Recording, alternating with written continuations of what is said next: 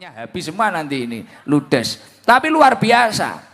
Panjenengan semua yang ikut mensupport, ikut membantu kegiatan malam hari ini adalah orang yang beruntung.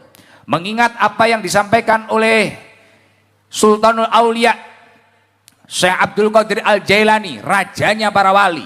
Beliau mengatakan bahwasanya Rajab bulan ini, roh itu ketika dipreteli, ketika diperinci, maknanya roh itu adalah rahmatullah. Artinya di dalam bulan ini bulan yang penuh dengan rahmatnya Allah, kasih sayangnya Allah. Ketika manusia itu melakukan kebaikan, melakukan amal soleh, menjaga ibadahnya, menata ibadahnya, insya Allah rahmat Allah akan turun kepada orang tersebut.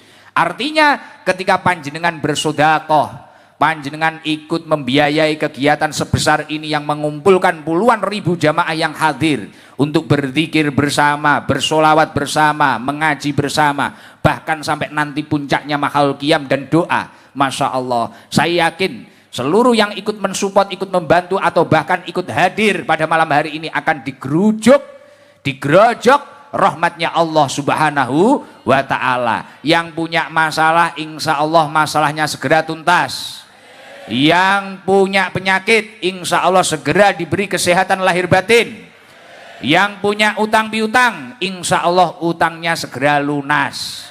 Amin Allahumma amin. Setelah ro hurufnya adalah jim. Maknanya kata Syekh Abdul Qadir Al-Jailani apa? Judullah, kedermawanannya Allah subhanahu wa ta'ala. Artinya ketika panjenengan semua itu mau ringan tangan membantu, mau meringan tangan untuk bersedekah, mau ringan tangan untuk menolong orang lain yang sedang kesulitan pada bulan ini, insya Allah kedermawanan Allah akan turun. Jenengan mengeluarkan mungkin 10.000, 20.000, insya Allah gantinya karena kedermawanannya Allah, insya Allah akan diganti 20 juta, bahkan 200 juta, atau bahkan 2 miliar. Amin Allahumma amin. Setelah jim hurufnya adalah ba. Ba di sini maknanya adalah birullah, kebaikannya Allah subhanahu wa ta'ala.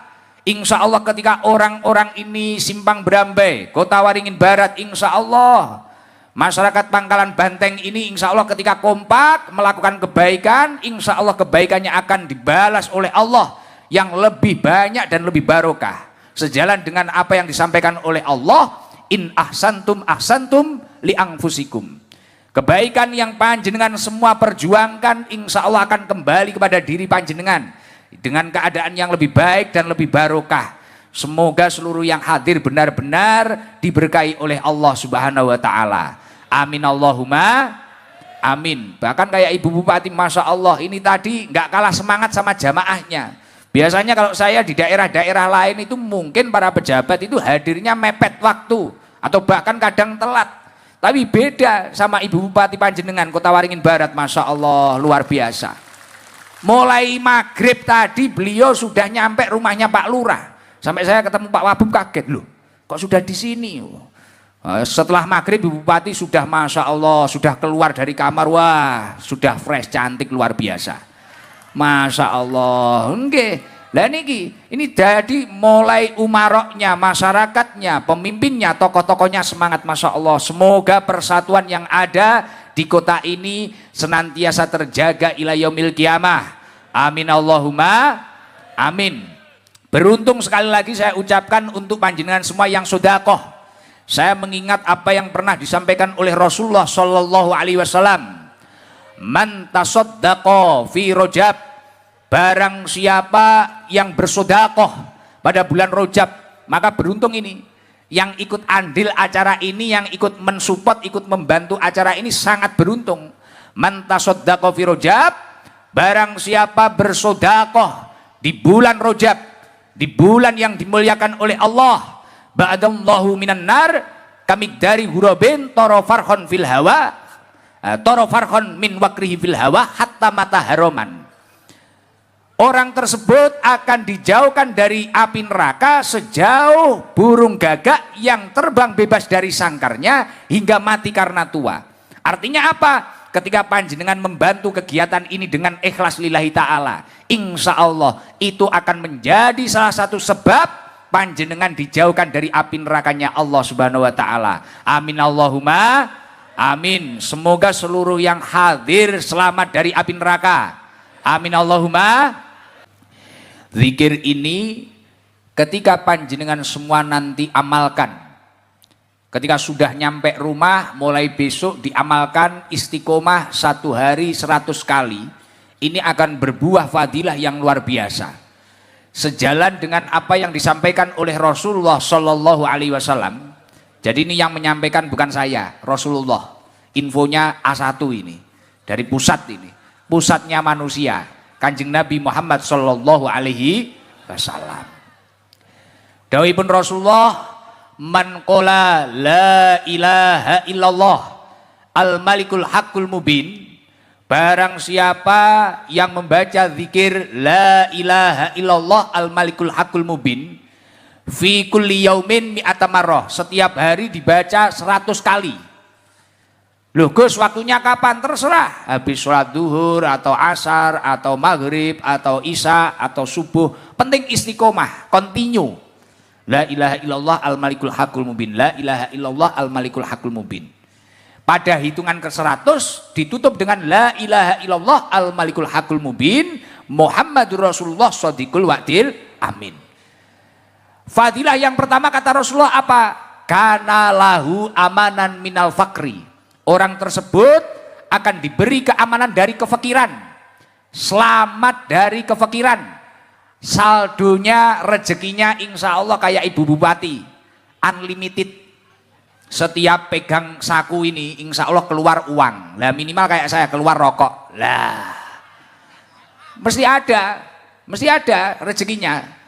Artinya insya Allah usahanya diberi kelancaran, warungnya laris, tokonya laris, waktunya nyekolahkan anak insya Allah uangnya ada, waktunya bayar kuliah anak insya Allah ada, waktunya menikahkan anak insya Allah rezekinya juga ada. Kana lahu amanan minal fakri, dibaca 100 kali. Loh Gus, 100 kali ya lama? Enggak ada setengah jam. La ilaha illallah al malikul haqqul mubin, la ilaha illallah al malikul haqqul mubin. 1 hari 100 kali, pada hitungan ke-100 ditutup la ilaha illallah al malikul haqqul mubin Muhammadur Rasulullah shadiqul wa'dil amin. Sudah istiqomah 100 kali. Waktunya enggak lama, masih lama ketika panjenengan semua ghibah, masih lama ketika panjenengan semua itu membicarakan hartanya tetangganya. Jek suwi nek rasan-rasan, sing tukang rasan-rasan wonge teko, nah kudung coklat biasane. Lah sing ngejak rasan-rasan kudung ireng.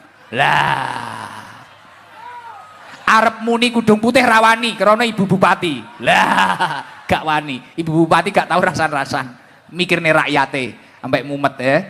Dan nggih. Nah, jadi ngoten niku. Baca itu zikir, besok buat oleh-oleh pulang nggih. Terus ketika panjenengan sudah meninggal, orang yang istiqomah membaca zikir ini sehari 100 kali wa yu'manu min wahsyatil qabri, orang tersebut akan selamat dari siksa kubur. Jadi mungkin yang biasa ghibah itu disiksa, mungkin yang biasa mengambil istri orang, ada orangnya wonge teko wong kuwi sing lah kuwi sing untune bogang iki lho ketoke. Lah iki wonge kuwi lho. Sing tukang nyuluh bojone tanggane iki. Oh iya teko. Lah kuwi umpamane disiksa karo malaikat ning alam kubur. Lah wong niki insyaallah selamat karena ahli zikir, ado saka kemaksiatan, dijauhkan dari siksa kubur. Semoga seluruh jamaah yang hadir selamat dari siksa kubur. Amin Allahumma. Dan ketika dia sudah dibangkitkan dari alam kubur, dihadapkan dengan surga dan neraka, insya Allah pintu-pintu surga akan terbuka lebar untuk orang tersebut. Maka saya yakin seluruh yang hadir insya Allah ahli surganya Allah Subhanahu wa Ta'ala. Amin Allahumma amin. Lah itu saya ijazahkan kepada panjenengan semua. Ajastukum kama ajazani syaihi qabiltu ijazah. Amalkan, tapi jangan diterima tok, diamalkan. Insya Allah saya kesini tahun depan atau gimana, wah insya Allah yang hadir ini sudah jadi sultan-sultan ini. Insya Allah sawit itu ditanam buah gak entek-entek. Wes. Insya Allah sing ra duwe bojo moro-moro duwe bojo. Oh, enek cah wedok kapusan awakmu. Lah. Pun alhamdulillah malam hari ini hajatnya Pak Lurah itu yang ikhtiar sampai bertahun-tahun ke rumah saya menghadirkan saya bersama tim hadroh, bahkan didukung oleh Ibu Bupati yang luar biasa. Saya benar-benar terkesan hadir di Kalimantan Tengah karena tidak semua daerah itu seperti ini. Artinya kalau ramenya semua rame, tapi masalah menjaga saya itu istimewa bagi saya. Mulai saya di bandara disambut Ibu Bupati bersama Pak Wabub, bersama Kapolres, jajarannya lengkap banget sampai dewan-dewan nih. Kemudian saya itu dijaga nggak gampang diketemukan orang. Biasanya kalau di daerah-daerah lain itu dikit-dikit itu Gus ada ketemu ini gek rata-rata pangga njaluk foto ae. Kesel, pangga foto niku kesel. Di rumahnya Pak Lurah alhamdulillah dijaga sama Pak Lurah. Sedikit tamu, mungkin hanya beberapa itu orang berkepentingan-kepentingan dan nggak begitu penting. Kadang kepentingannya pribadi, ya rata-rata foto kuwi mang. Tapi alhamdulillah mulai sama Ibu Bupati di rumah dinas sampai di sini, alhamdulillah kita dijaga. Jadi saya siang itu bisa istirahat, keluar-keluar ketemu keluarga, ndonga, foto secukupnya, kemudian masuk lagi, kemudian ngaji. Lah ini alhamdulillah, terima kasih loh Ibu Bupati. Iya, biasanya kalau di daerah lain wis foto, sing rondo foto apa wis ngeluh, jibek aku kadang. Jadi mau kita ngaji, tujuannya ngaji, akhirnya kita sudah capek. Waktu ngaji wis capek, wis fisiknya telas, mek ngrungokne curhatane wong-wong arep foto kuwi mang. Bukannya tidak mau, tidak, tapi ada batasnya, nggih. Jadi mohon maaf ketika saya tadi tidak bisa menemui beberapa tamu-tamu, mohon maaf nggih. Mungkin belum waktunya, gitu aja nggih. Tapi alhamdulillah hajatnya Pak Lurah malam hari ini adalah ulang tahun desa yang ke-43. Tadi beberapa waktu Pak MC menyampaikan bahwasanya ini adalah syukuran keberhasilan desa ini karena oleh Allah telah dijaga sampai 43 tahun dan semoga menjadi desa yang benar-benar barokah yang menumbuhkan generasi-generasi penerus bangsa yang berakhlakul karimah. Berarti kalau acara tasyakuran desa, berarti acara malam hari ini hajatnya itu adalah tasyakuran, syukuran. Lah ketika kita berbicara tentang syukur, kita itu harus benar-benar memahami dan mengetahui caranya dan apa maksudnya syukur. Banyak orang yang sudah membuat story, entah itu di Instagramnya, di WA-nya, di Facebooknya, saya bersyukur. Tapi dalam implementasi prakteknya, ini tidak menunjukkan rasa syukur. Kata tiang ngeten niku, banyak orang seperti itu. Wow, saya sudah bersyukur. Itu katanya, tapi dalam implementasi praktek, nah biasanya belum. Lah maka dari itu kula pengen bahas. Apa tuh yang diarani syukur? Apa tuh yang dinamakan syukur, yang benar-benar syukur itu apa? Kalau kita belajar dengan Imam Ghazali, kata Imam Ghazali, as-syukru manazilun. Syukur itu ada beberapa tingkatan-tingkatannya. Jadi tingkatan syukur itu yang pertama awaluha ma'rifatun nikmah. Orang kalau memang benar-benar mengaku bersyukur, tingkatan syukur yang pertama dia harus mengetahui bahwasanya semua nikmat yang dia syukuri itu tadi atau nikmat yang ada di sekitarnya ini sumbernya dari Allah Subhanahu wa ta'ala. Loh Gus, semua orang tahu. Loh belum tentu. Banyak orang yang tidak tahu. Kadang dia itu mendapatkan nikmat merasa karena kehebatan dirinya. Bener apa enggak? Kadang ada orang, dipuji orang, Bu jenengan itu usianya 70 tapi kayak 17. Wah, langsung kemayu. Merasa karena kehebatannya dia merawat tubuhnya. Ada orang dipuji, bapak ini kaya raya, sultan, menjadi orang yang sakho, yang dermawan. Langsung dia itu merasa bahwasanya kekayaannya itu karena memang kehebatan dirinya bekerja. Nah ini berarti tingkatan syukur yang pertama saja dia tidak berhasil. Ketika seseorang itu berhasil tingkatan syukur yang pertama, entah dipuji atau bahkan dia merasa memiliki kenikmatan yang ada di sekitarnya, tingkatan syukur yang pertama adalah ma'rifatun nikmah. Sejalan dengan apa yang disampaikan oleh Allah di dalam surat An-Nahl, wa ma bikum min nikmatin faminallah. Adapun semua nikmat yang ada di dalam dirinya, entah itu keluarga, kesehatan, kejayaan, rezeki, atau apapun kedudukan, ini adalah anugerah dari Allah Subhanahu wa ta'ala. Loh Gus, tapi saya ini ya memang susah payah. Iya, ikhtiar itu penting. Tapi ketika ikhtiar kita sudah membuahkan hasil, tidak layak seorang hamba merasa yang ada di hadapannya itu karena kehebatannya. Makanya Imam Ibnul Qayyim menyampaikan, al-asbab la tuni anka syai'an illa biidznillah. Sebab-sebab atau ikhtiar-ikhtiarmu ini tidak akan membuahkan hasil kecuali dengan izinnya Allah Subhanahu wa ta'ala. Simpang berambai sampai berusia 43 tahun, bahkan menjadi desa pertama yang bisa menghadirkan saya dan tim hadroh di Kalimantan Tengah. Ini selain karena ikhtiarnya para pendahulu-pendahulunya, ikhtiarnya para lurahnya, ikhtiarnya para masyarakatnya, ini semua karena izinnya Allah Subhanahu wa ta'ala. Nah, ketika kita sadar bahwasanya semua nikmat itu sumbernya dari Allah. Loh Gus, tapi saya ini ya susah payah untuk menjaga desa ini atau apapun. Nah, ketika kita merasa seperti itu, kita harus yakin, kata Ibnul Qayyim, wahya mujarratu wasail. Usaha itu hanyalah perantara, hanyalah sarana, la khaliqah wala mustaqilah. Tidak bisa menjadi pencipta maupun penentu hasil.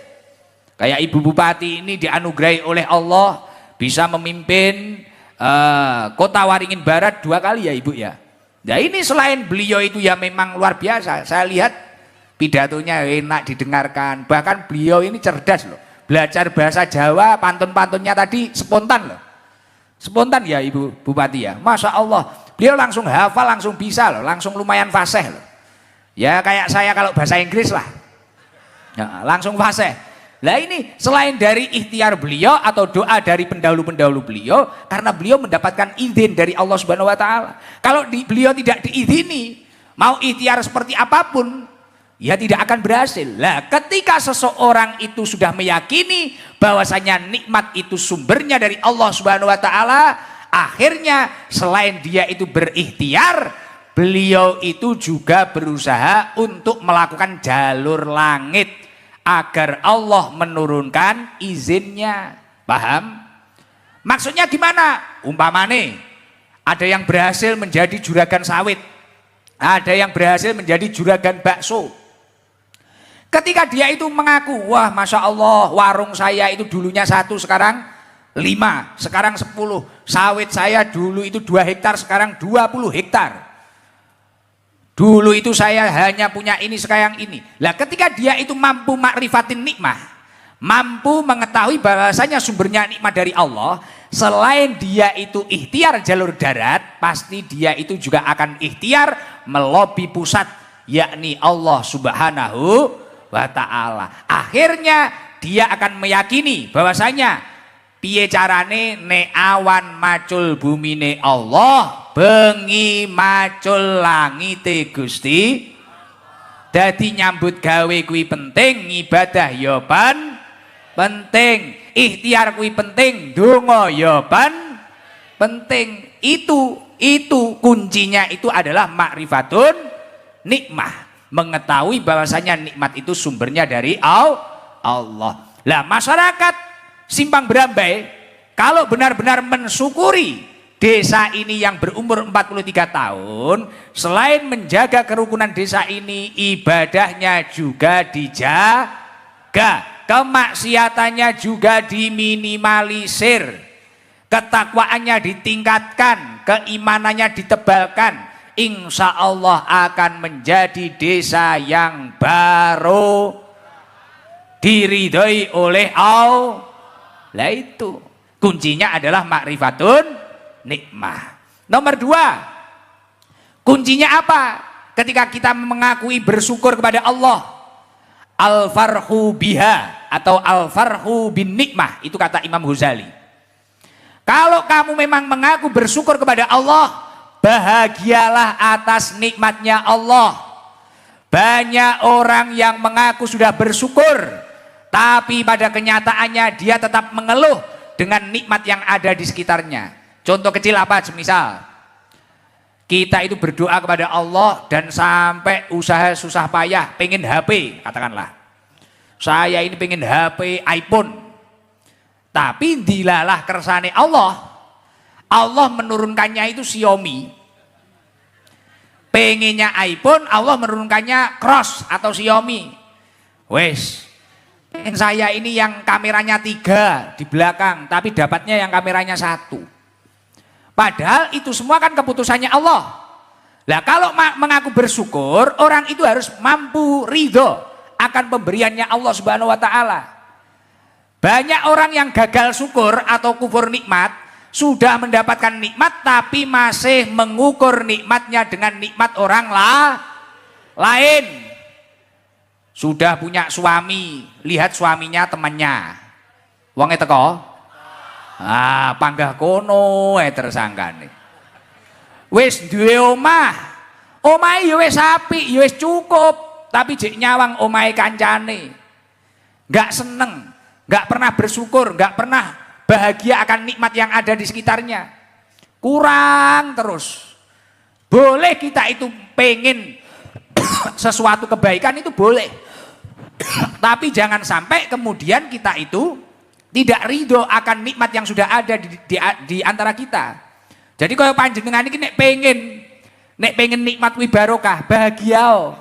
Wah, aku iki duweku saiki motor iki, HP iki. Wis tak nikmati ae. Wah, saya ini takdirnya sekarang masih harus di Simpang Brambai. Untuk pulang ke Jawa mungkin harus 2 tahun sekali, 3 tahun sekali. Bahagia saja, ridho saja. Ketika manusia itu mampu ridho akan pemberian Allah, maka kata Rasulullah dia akan menjadi manusia yang kaya hatinya. Tenang. Dia akan damai.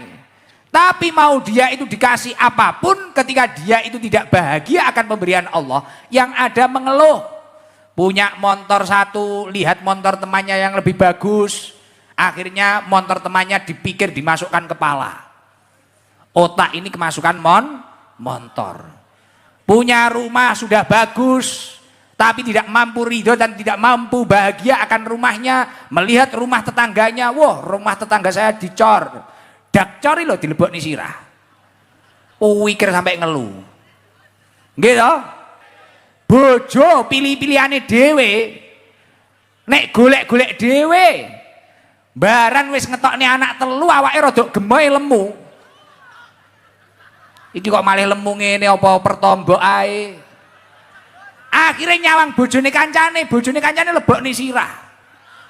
Dadi utek imang wis kebeken apa imang? Montor. Dake tanggane iki mang. Bojone tanggane mlebu utek. Kalau datang ke manten di sini itu apa? Becek buah itu loh. Datang mantenan itu loh. Lihat gelangnya temannya itu sampai kelek ini. Perhiasannya temannya dimasukkan kepala. Pulang ngamuk karo bojone. Weh, gelangku iki mek titik, Mas. Nek koncoku teko lekek. Kalunge 5 kilo sampai awake ngene. Ini perhiasannya temannya dimasukkan kepala. Akhirnya otak ini kepenuhan hartanya tetangganya, hartanya temannya. Akhirnya ya udah. Dia tidak bersyukur, akhirnya sakit dibuat sendiri, pusing dibuat sendiri. Makanya kuncinya yang kedua adalah al-farhu bin nikmah. Kata Imam Ibnul Qayyim, al-farhu bin nikmah itu min tamami syukriha. Salah satu kesempurnaan syukur kepada Allah Subhanahu wa taala. Lah ketika prakteknya mensyukuri desa Simpang Brambai, seluruh masyarakatnya ini tidak usah mengukur nikmat dengan desa yang lain. Bahagia saja dengan kekayaan yang ada di Simpang Brambai. Semangat saja, rukun saja. Kalau kamu itu terus mengukur, kemudian iri, dengki, hasut, wah ini bahaya. Bahaya. Ketika ada orang yang bertanya enggak bahaya toh, bahaya pol. Bahaya pol. Nah, terus yang ketiga apa? Kuncinya bersyukur, kata Imam Ghazali, istiqmaluha fima yuhibbul mun'im. Ketika orang tersebut mampu menggunakan nikmat yang ada itu tadi untuk ketaatan kepada Allah. Jadi puncak syukuran desa Simpang Berambai ini, ketika syukuran ini memang benar-benar berhasil, ketika masyarakatnya banyak yang bertakwa kepada Allah. Gimana kekayaan alam Simpang Berambai, kekayaan alam kota Waringin Barat ini benar-benar digunakan untuk taat kepada Allah. Istiqmaluha fima yuhibbul mun'im. Jenengan ya gitu. Kalau memang rumah tangganya ingin barokah, keluarganya ingin barokah, apapun yang ada di dalam rumah tanggamu gunakan untuk taat kepada Allah. Rezekimu gunakan untuk taat, kendaraanmu gunakan untuk taat, rumahmu gunakan untuk taat kepada Allah. Penuhi surau-surau yang ada di desamu, penuhi masjid-masjid yang ada di desamu. Insya Allah akan tercipta janjinya Allah, la in syakartum la azidan. Maka ketika seseorang itu mampu bersyukur kepada Allah, nikmatnya akan ditambah oleh Allah Subhanahu wa ta'ala. Wala in kafartum inna adabi lasyadid. Ketika banyak orang yang maksiat dikasih hasil alam, dikasih kekayaan, dikasih nikmat sehat, dikasih nikmat rezeki, dikasih nikmat tanah makmur, tapi kok malah bermaksiat. Imam Abu Hasim menyampaikan, kullu nikmatin la turibu minallahi azza wa jalla fahiya baliyatun. Setiap nikmat yang tidak digunakan untuk mendekatkan diri kepada Allah Subhanahu wa ta'ala, maka nikmat itu akan menjadi musibah, menjadi masalah. Naudzubillah min. Ketika masyarakat Simpang Berambai, wah, ayo Pak Lurah, kita tasakuran pengajian saja. Saya nanti rotinya, saya nanti air mineralnya, saya nanti panggungnya, saya nanti sound systemnya. Wah, semua itu berbondong-bondong. Karena bentuk tasakuran yang baik itu adalah sorfun ni'am li taatillah, menyalurkan nikmat itu untuk menuju ketaatan kepada Allah Subhanahu wa taala. Di sini ada yang semangat bangun masjid, di sini ada yang semangat menjadi marbot masjid. Bahkan kayak kemarin saya di Masjid Riyadhus Sholihin itu Masya Allah berkumpul marbotnya, imam besarnya dan sebagainya. Masya Allah, ini luar biasa. Nah ketika terus seperti itu, insya Allah daerah ini, Kalimantan Tengah ini insya Allah akan dijauhkan dari musibah dan balaknya Allah Subhanahu wa ta'ala. Insya Allah masyarakatnya akan selamat dunia akhirat, beruntung dunia akhirat, dan insya Allah kelak akan berakhir dengan husnul khotimah. Amin Allahumma amin. Maka dari itu monggo, kalau memang malam hari ini kita mensyukuri Waringin Barat Simpang Berambai ini, kota Waringin Barat Simpang Berambai ini, monggo ayo kita berbondong-bondong menjadi orang yang baik, menjadi orang yang soleh. Mungkin yang biasanya minum arak, ada orang yang minum arak, sing biasa ning garangan tukang mabuk wong teko. Oh, panggah ning kono wae. Nah, wong komplit, layak modele botol. Nah. Sing biasane nyanyi karaoke nenek. Wong teko. Lah iya, ya panggah penak pengajian ngene iki. Lah karaoke sampean nek karaoke sangu 100.000. Oh, lato-latomu iso dijejek LC. Lah tapi nek jenengan niki wau gelem ngaji ngene iki, waduh ngaji ning kene malah iso ngrungokne pengajian, iso bahagia, lali karo utange, lali karo masalahe nggih to. Mak-mak ya ngono.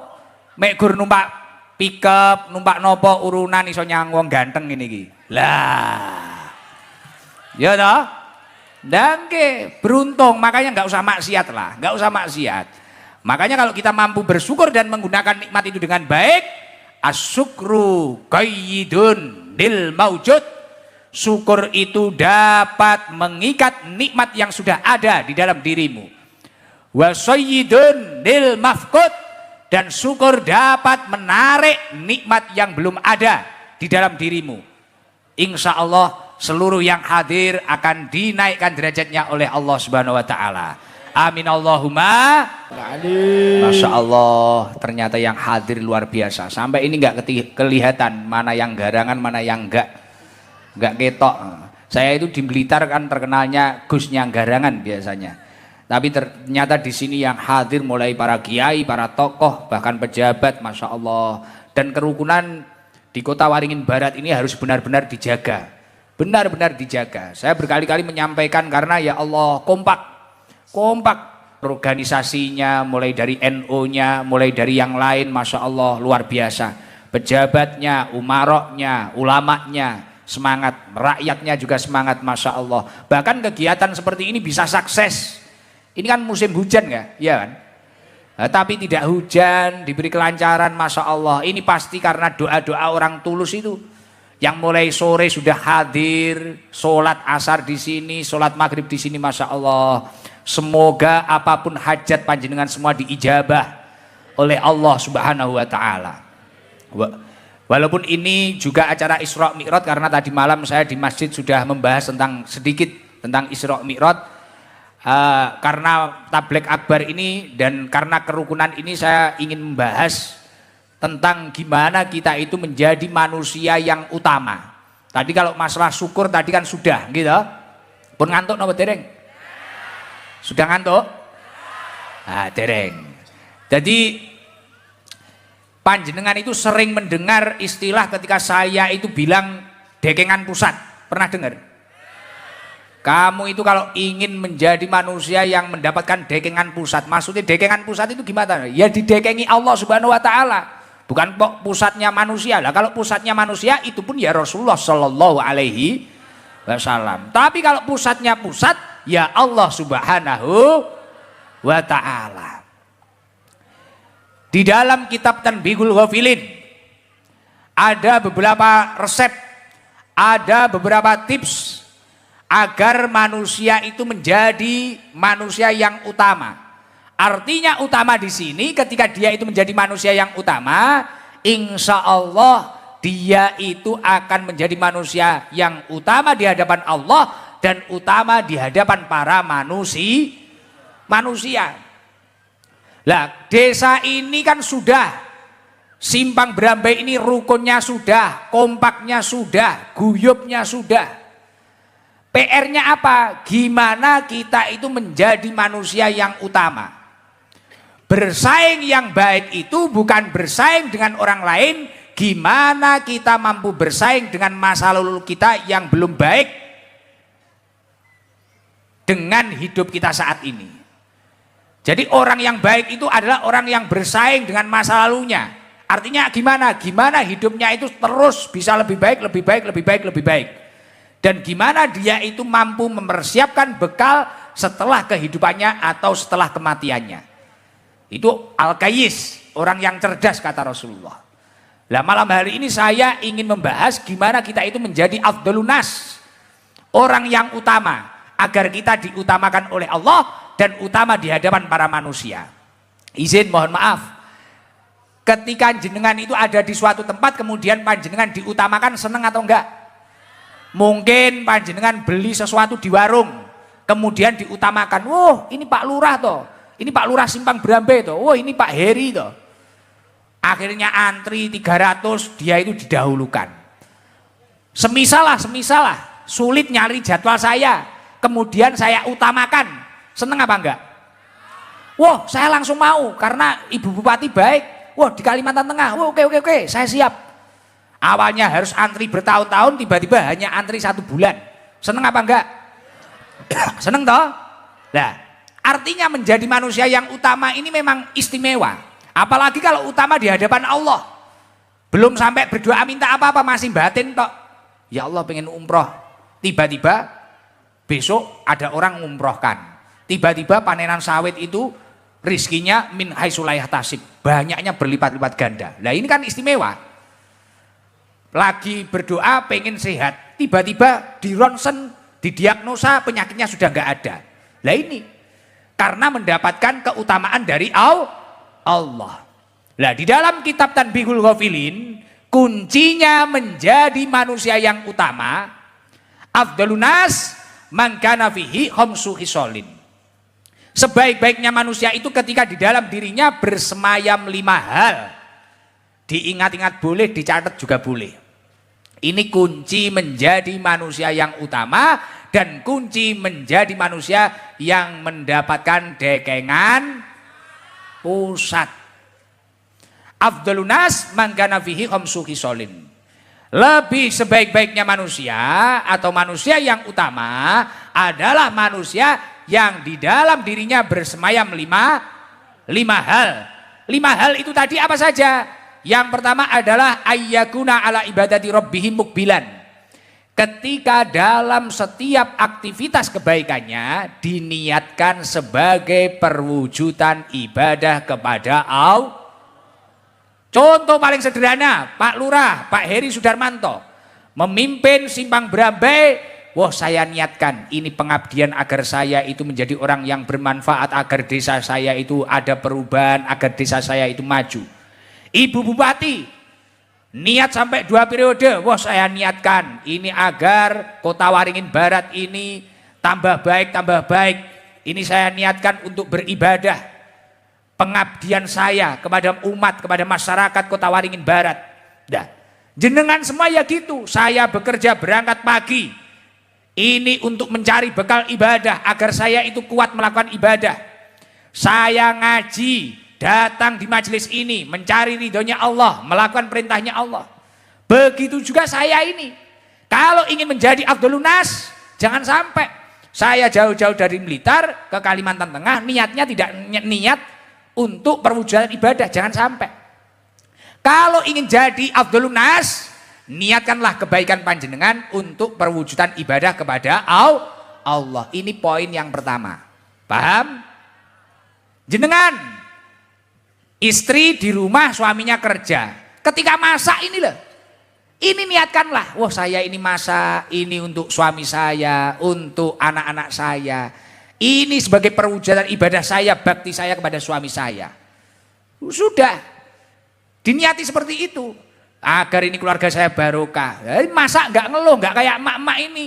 Kadang masak ngeluh, akhirnya rasanya asin kabeh. Arom lecur, rapat engkei duit bang ngongkon masak. Lah, ngeresulo ae. Nah, kuncinya afdhalun nas ayyakuna ala ibadati rabbihi mukbilan. Lakukanlah setiap amal kebaikanmu untuk perwujudan ibadah. Paham? Pokok kebaikan yang tidak bersifat kemaksiatan, niatkanlah sebagai perwujudan ibadah. Ini poin yang pertama. Nggak usah tak tafsiri, tak sebutkan satu persatu ya. Waktunya nanti nggak nutut. Kalau memang pengen dijelaskan satu persatu secara perinci, ngundang lagi kapan-kapan. Tahun depan ya, tahun depan. Karena ini masih penuh, lah. Masih penuh ya, nggak tahu lah nanti kalau ada golden ticket untuk Kalimantan Tengah, ya nggak tahu lah. Tapi insya Allah khusus untuk Kalimantan Tengah akan mudah lah. Ya karena itu tadi, Ibu Bupati, Pak Wabub, lurah-lurahnya juga kompak. Wah, ini langka ini. Seneng saya, masyarakatnya ya kompak kok, nggarangannya ya banyak. Seneng saya, seneng. Selanjut nggih. Kuncinya yang pertama sudah ingat ya. Afdhalun nas. Kuncinya yang nomor 2 untuk menjadi manusia yang utama apa? Ayyakuna naf'uhu lil khalqi zahiran. Gimana di dalam diri kita itu muncul niat, muncul praktek, gimana kita mampu bermanfaat untuk orang lain. Loh Gus, tapi kalau bermanfaat untuk orang lain itu capek. Seluruh orang yang bermanfaat pasti capek. Kalau nggak pingin capek, ya nggak usah jadi orang bermanfaat. Tapi kalau nggak jadi orang bermanfaat, berarti kamu belum berhasil menjadi orang baik. Karena kata Rasulullah, khairun nas anfa'uhum linnas. Sebaik-baiknya manusia itu yang bermanfaat bagi orang lain. Artinya ketika ingin membangun Simpang Brambai, ini jangan hanya pasrah ke Pak Lurah. Gimana ya saya ini bisa membangun Simpang Berambai dengan lebih baik. Oh, saya ini faknya ini suara saya bagus. Oh, apa saya hidupkan hadro-hadro di musola-musola yang ada. Semisal ingin bangun kota Waringin Barat, ini jangan hanya sampai pasrah ke Ibu Bupati sama Pak Wabub. Gimana ya saya caranya bangun? Oh, saya ini kreatifnya, saya bikin kayak tadi saya itu dikasih apa ya? Kayak blangkon apa-apa. Ah, blawung itu. Apa? Lawung. Ngerti ku lawuh. Lawuh mangan. Nah, kayak ada, wah saya ini kreatifnya buat lawung atau apa. Oh saya ini kreatifnya buat apalah. Ayo bangun agar kamu itu menjadi orang yang bermanfaat. Jadi jangan sampai hanya mengurusi dirinya sendiri. Makanya mohon maaf, saya ini kalau Senin sama Kemis saya tidak bisa diundang. Karena di sana ada rutinan di rumah saya, Ibu Bupati. Kalau malam Selasa saya rutinan pengajian, baca kitab, sambil ngopeni garangan-garangan itu. Malam Jumat saya baca maulid Simtuduror. Setiap Senin sama Kemis. Karena tujuan saya itu biar saya bermanfaat. Kalau di rumah kan saya yang repot. Nyiapin apa. Dan tidak ada yang ngasih bisaroh atau ngasih hadiah, ngasih tumpeng parsel, tidak ada. Kalau saya di rumah. Malah saya yang ngasih orang-orang jamu, masak, dan sebagainya. Nah itu tujuan saya agar saya itu bermanfaat juga. Akhirnya UMKM di masyarakat sekitar saya itu jalan. Tetangga-tetangga saya punya gesos, toilet. Jadi tetangga saya itu ada yang sekarang sukses jadi juragan toilet. Karena berkah BAB-nya jamaah itu. Itu iya. Nah ini salah satu perwujudan gimana saya itu biar bermanfaat. Bermanfaat kalau diundang orang kan saya selalu dapat hadiah, dapat tumpeng, dapat berkat, besok dibelikan tiket kan gitu. Nah, tapi kalau saya di rumah, kemudian mungkin di YouTube orang-orang yang akhirnya dengan lihat yang belakangnya ada gebyok itu loh. Nah, itu tujuan saya agar saya itu bermanfaat bagi orang lain. Tetangga saya dapat uang, dapat rezeki dan sebagainya. Walaupun seperti ini juga bermanfaat akhirnya. Tapi kalau di rumah lebih bermanfaat lagi. Nah, jenengan juga gitu. Kalau ingin mendapatkan dekengan pusat, poin yang nomor 2 adalah gimana diri kita itu bermanfaat untuk makhluknya Allah yang lain. Ya sesekali lah, walaupun kita itu masih nakal, walaupun kita itu masih penjudi, peminum, walaupun kita itu masih ahli maksiat, bantulah orang, ringanlah tangan. Karena salah satu kunci agar manusia itu dicintai seluruh manusia dan dicintai Allah, dia itu ringan tangan, manfaat, paham? Lanjut apa stop? Nah, nomor 1 masih ingat tadi? Nah, gimana dalam hidupmu selalu ada perwujudan ibadah. Nomor 2, gimana dirimu bermanfaat bagi orang lain. Nomor 3, di dalam kitab Tanbihul Ghafilin, kuncinya agar menjadi afdhalun nas ayyakunan nas min syarrihi aminina. Gimana dalam hidup kita mampu menjadi pribadi yang tidak menyakiti orang lain. Sekarang poin nomor 3 ini adalah poin yang paling sulit. Poin yang paling sulit lah, kita itu bangun tidur ya sudah menyakiti orang lain loh. Bener apa enggak? Bener. Moro-moro ge story ning WA ngelokne wong. Kelo kok moro-moro bayi. Padahal nek rabi jek diingi paling meteng dhisik. Lah. Ya toh? Mari kuwi enek anake wong metu. Kok ireng ra padha karo Pak Mboke, sanuke anake tanggane. Lah. Nyakiti orang, belum tahu kebenarannya, sudah ikut menghujat, ikut mengbuli orang. Ya benar? Ya enggak? Saat ini kan kayak gitu. Tahu apa berita di Facebook, berita di TikTok, berita di TV, belum jelas kebenarannya, ini sudah menyakiti. Tiba-tiba mak-mak ini nggak tahu apa-apa ngetik sambil di pasar, wah pegel, gini. Kayak orang kalau belum tahu aslinya Gus Idam itu kadang benci, karena neng YouTube ketok tuwek memang. Barang aslinya kan ya lumayan bagus. Nah, iya toh, oh toh. Mak-mak yang ngrungokne ngaji harus ngowoh-ngowoh. Alhamdulillah sampai lali karo utange. Pokoknya aja lali karo bojone lho ya. Bahaya wi. Jadi kunci yang nomor 3, jangan menyakiti orang di Simpang Brambe di Kota Waringin Barat ini, di Pangkalan Banteng ini, jangan sampai menyakiti temannya. Walaupun kita beda suku, beda ras, atau bahkan beda agama, jangan sampai menyakiti yang lain. Bahkan Islam itu mengajarkan rahmat. Wa ma arsalnaka illa rahmatan lil alamin. Wes aide sing apik, terus melihat sesuatu itu jangan mudah menyimpulkan. Belum tahu kebenarannya jangan ikut-ikut. Coba tahu berita apa-apa itu dicek dulu. Tabayun dulu, itu pesannya Allah. Klarifikasi dulu. Semisal mohon maaf, kayak ibu-ibu ditinggal kerja bapak-bapak di ladang katakanlah. Saya itu ladang tak jenenge. Nah, semisal ibu-ibu ditinggal di ladang. Kemudian datang orang fasik. Fasik itu menurut tafsirannya ada dua. Yang pertama yang dikatakan fasik itu orang yang rutin melakukan dosa kecil tapi rutin istiqomah. Ada kalanya orang yang melakukan dosa besar. Ada yang rutin melakukan dosa besar istiqomah ada. Wongnya teko. Biasanya yang lemu-lemu iki lho biasane. Lah semisal datang orang fasik. Orang fasik itu datang.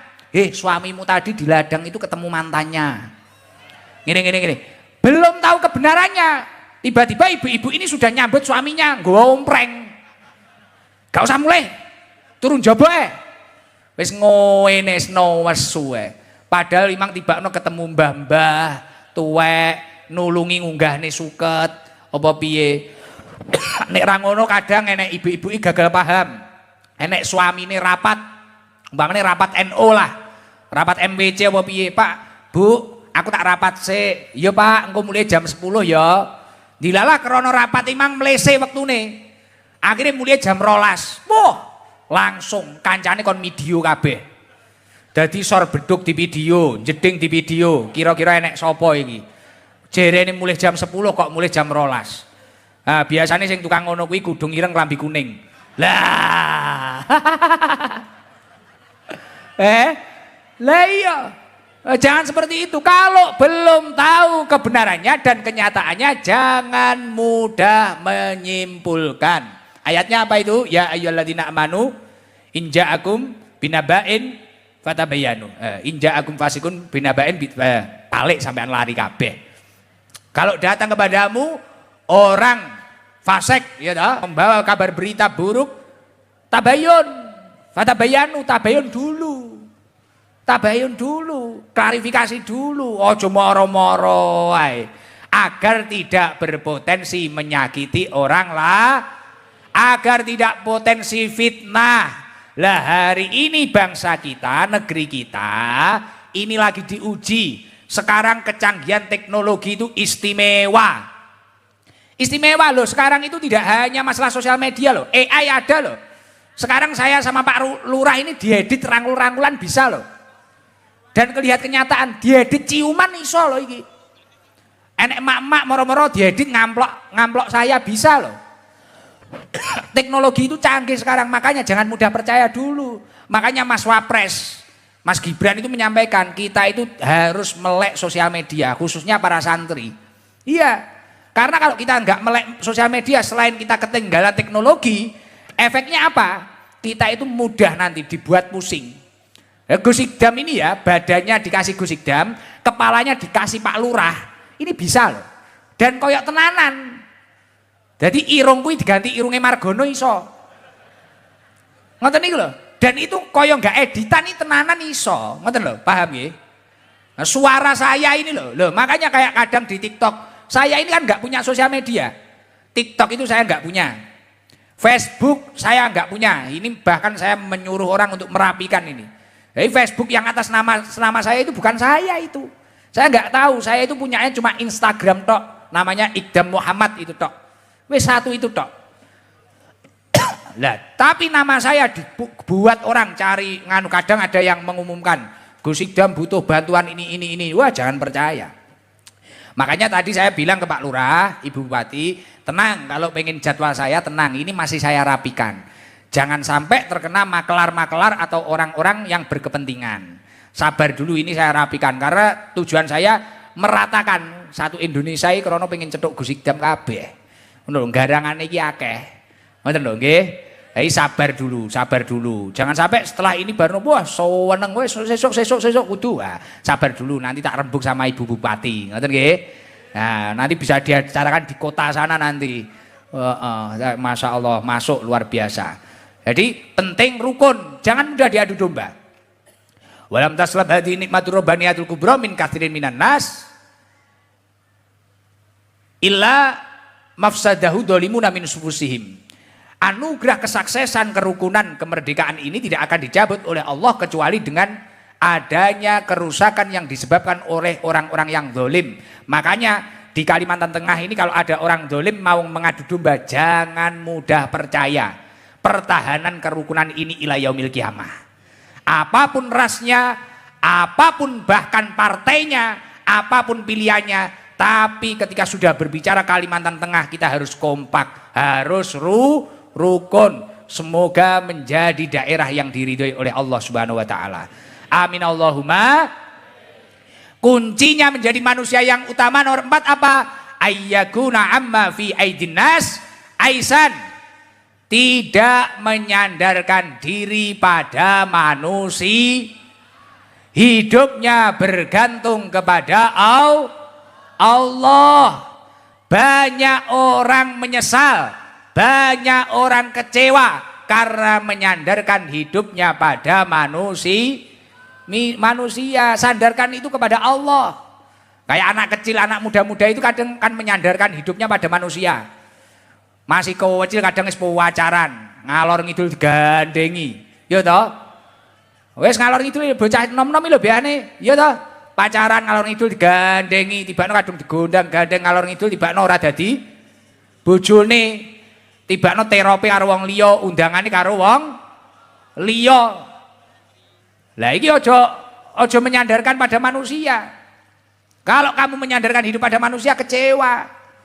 Akhirnya engko barno pacare rabi karo wong liya langsung ge story ning WA. Hidup ini sudah enggak ada gunanya. Nyawa ini sudah tidak berarti. Karena dia sudah sama yang lain. Dilalah yang kasih komentar Israel. Oke, 5 menit nyampe. Yo wes nyawamu bar, Pak. Is dead. Amsong. Oh, aneh-aneh kok dadake story ngono kuwi. Nah, makanya jangan menyandarkan pada manusia. Makanya sandarkan kepada Allah. Idza sa'alta fas'alillah. Jika kamu meminta, mintalah kepada Allah. Billah. Jika kamu memohon pertolongan, mohonlah kepada Allah. Gus, tapi hidup ini terlalu berat, terlalu sulit. Taharraku bis sabri. Berjalanlah dengan penuh kesabaran. Ihtamilu bis sholah. Bertahanlah dengan doa-doa. Taqawwu bil iman. Kuatkanlah dengan penuh keimanan. Insya Allah hidupmu akan selamat dan akan dijaga oleh Allah Subhanahu wa ta'ala. Kunci menjadi afdhalun nas yang nomor 5 apa? Ayyakuna lil maut musta'idan. Gimana panjenengan semua selalu mengingat kematian. Orang yang tidak ingat kematian, dia akan merasa hidupnya selama-lamanya dan akhirnya menunda-nunda tobat dan akhirnya kepanjangan angan-angannya kesuwen, kedawan, akrep ngelakoni ibadah malah ditunda-tunda.